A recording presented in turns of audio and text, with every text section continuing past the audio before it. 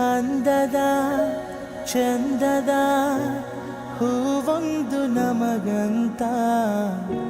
ಮನ ತುಂಬಿ ನಗು ತುಂಬಿ ಕಳುಹಿಸಿದ ಭಗವಂತ ಹಸನಾಯ್ತು ಬದುಕು ನೀ ನಗುವ ಗಳಿಗೆ ಇನ್ನೇಳು ಜನುಮ ನೀ ನನ್ನ ಮಗಳೇ